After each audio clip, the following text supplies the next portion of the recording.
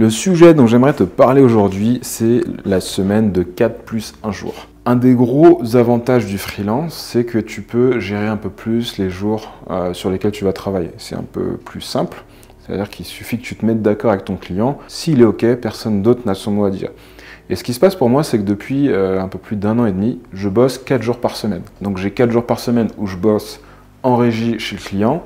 Qu'est-ce que ça veut dire en régie? Tout simplement, je viens comme si j'étais un peu salarié du client. Je bosse toute la journée, journée classique de bureau. Je rentre chez moi le soir, je mange, je me couche, je dors. Bon bref, ça on s'en fout, mais dans l'idée, ça s'oppose un peu avec le mode de fonctionnement qu'on appelle les forfaits. Donc les forfaits, c'est plus un mode de fonctionnement où tu vas venir vendre ta prestation, tu vas venir vendre un projet complet ou un set de fonctionnalités pour un tarif donné. L'idée derrière, c'est que si tu mets moins de temps, tu as fait un gros bénéfice. Si tu mets plus de temps, tu es un peu dans la mouise et c'est à toi de te débrouiller pour assurer le livrable. Et donc, c'est un peu deux modes de fonctionnement qui s'opposent. C'est deux modes de fonctionnement que tu peux apprendre très facilement si tu es en SS2I, oui. La SS2I, c'est sous-estimé pour ça. Et souvent, on te parle que des mauvaises. Mais il faut savoir qu'il y a aussi des boîtes qui sont hyper intéressantes, qui s'occupent de leurs employés, qui vont vraiment venir développer les talents. Et ça, malheureusement, on n'en parle pas. Donc c'est un peu comme n'importe quel métier. Tu peux avoir des gens qui vont bien faire leur boulot, comme tu peux avoir des gens qui vont mal faire le leur. Et donc pour revenir à cette semaine de 4 jours, ça me permet d'avoir un jour disponible pour faire autre chose. Alors faire autre chose, ça peut être potentiellement passer du temps en famille. Je suis papa, donc forcément ce temps-là, il est très précieux. Ça peut être juste bosser sur tes projets à côté, développer autre chose, te former, prospecter, parce que quand tu es freelance, tu dois prospecter régulièrement, on peut en reparler. Et ça, c'est une des grosses erreurs que j'ai fait, moi, c'est de ne pas toujours garder un œil sur le marché pour savoir ce qui se passe, comment il se comporte et quelles sont les opportunités, parce que tu as beau bien t'entendre avec ton client, te projeter sur le long terme, tout peut changer. Il suffit d'une personne dans ta chaîne managériale pour que tout explose. Donc voilà, cette semaine de 4 jours, elle est assez facile à négocier quand tu es en freelance. Et moi, je me suis rendu compte d'un truc, alors c'est ultra personnel, mais je trouve que tout le monde s'y retrouve. C'est-à-dire que le client s'y retrouve parce qu'en 4 jours, je produis un peu plus que 4 jours, parce que forcément, tes projets continuent de vivre, tu as un peu des deadlines, donc mes journées sont finalement un peu plus chargées. Et ça, c'est quelque chose dont le client ne se prend pas forcément compte. À côté de ça, moi, j'ai ma petite coupure et je vais poser du coup mon mercredi, j'aurais pu prendre le vendredi, mais je me dis si c'est pour avoir la fatigue des 4 jours enchaînés et que j'arrive juste pas à produire le vendredi, que ce soit juste un jour de repos, c'était pas non plus hyper intéressant pour moi. Donc je suis parti sur un mode de fonctionnement où c'est plutôt le mercredi où je suis off, je peux faire autre chose. Je peux tourner de la vidéo, bon là on est le week-end mais j'aurais pu tourner le vendredi si j'avais une vidéo de prête. Je peux passer du temps en famille, ça c'est hyper important pour moi, c'est vraiment quelque chose que tu peux pas rattraper derrière.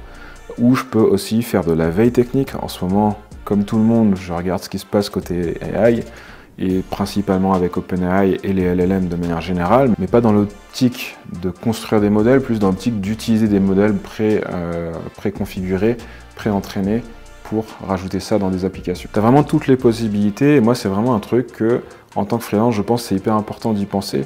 Alors ça veut aussi dire que tu gagnes 20% de revenus en moins, donc il faut aussi que cette baisse de revenus vis-à-vis du temps, soit tu puisses la rentabiliser en faisant une activité qui rapporte de l'argent, soit tu puisses juste baisser aussi ton niveau de vie si tu es vraiment ric-rac niveau entrée d'argent vs les dépenses. C'est aussi un truc à garder en tête, qui est que si tu te payes vraiment toute ta trésorerie en salaire, tu risques d'avoir un petit souci de gestion parce que en fonction de ta structure juridique, arriver en fin d'année avec pas 1 euro sur les comptes, c'est pas forcément une bonne idée. Donc on est quand même sur des métiers où on gagne bien notre vie et faire attention à ce qu'on dépense et ce qu'on sort, c'est toujours hyper important. Après, il y a plus des notions de soloprenariat derrière. Il faut vraiment, pour moi, gérer ta vie de freelance comme si tu étais une entreprise, même s'il n'y a qu'une seule personne et que tu es le seul salarié. Mais voilà, il faut vraiment avoir quelques principes de je rentre tant, je ne vais pas tout dépenser. Parce que d'une, tu as les taxes, tu as la TVA en fonction de ton statut juridique que tu dois redistribuer à l'État.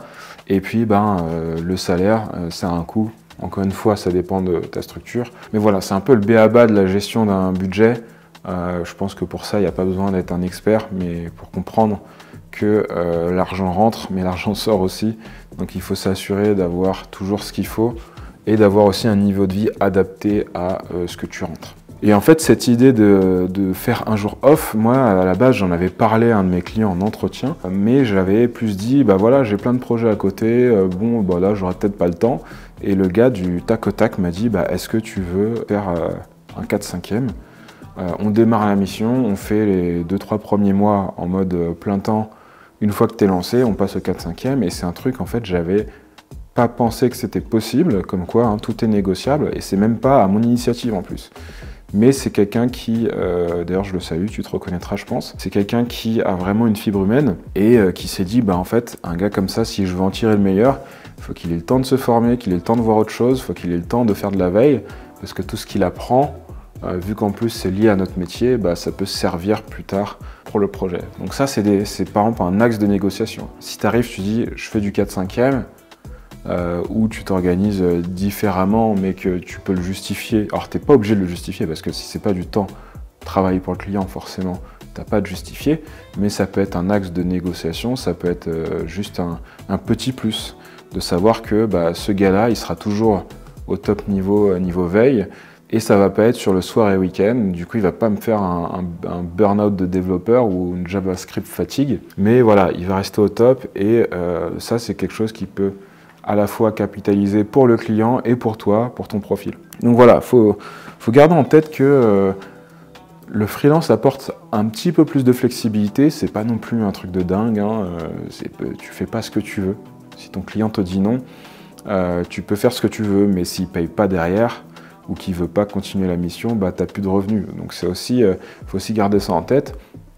Et c'est un petit truc à négocier et je pense que en fait, c'est bien plus facile que ce qu'on pense. Et parfois, il faut juste oser. Il y a des fois, tu auras des refus. Il y a des fois, ça va être sous condition. Et puis, bah, il faut aussi comprendre que quand tu es freelance, on rattache souvent ta prestation et ce que tu apportes à la boîte à ce que tu factures par jour. D'ailleurs, un petit aparté, si un jour tu entends un client te dire que tu es trop cher, quitte cette boîte, ne reste pas avec ce client parce que ça finit toujours mal. Mais tout ça pour dire que souvent, quand tu es freelance, on va rattacher ce que tu fais à ce que tu coûtes parce que c'est pas dans les mêmes lignes budgétaires. Et du coup, c'est aussi une manière de baisser un peu le coût moyen de ta prestation sur un mois sans pour autant avoir l'équivalent en termes de baisse de production. Et ça, peu de gens s'en rendent vraiment compte. L'autre truc aussi qui est un peu implicite, c'est que souvent on te dit que si tu alloues tant de temps pour faire une tâche, forcément tu vas avoir tendance à remplir le temps imparti. Et c'est vrai que ça te met un peu plus de pression sur tes tâches quotidiennes. Donc là, il faut aussi être en mesure d'assurer et d'être complètement autonome, que ce soit techniquement, d'un point de vue managérial, d'un point de vue objectif, d'un point de vue transparence. Il faut vraiment qu'il y ait une certaine autonomie, qu'on n'ait pas de reproches sur ta prestation. Ça, c'est un truc qu'il faut garder en tête parce que c'est quelque chose qui peut te pénaliser. Là, cette vidéo, elle n'était pas du tout prévue, je voulais juste tester du nouveau matos à la base. Au final, je me retrouve avec une vidéo tournée. On a 12 minutes d'enregistrement, donc je pense qu'on va être à peu près à 7-8 minutes. Je ne sais pas si c'est le retour du Captain, mais en tout cas, je suis hyper content de vous faire cette vidéo.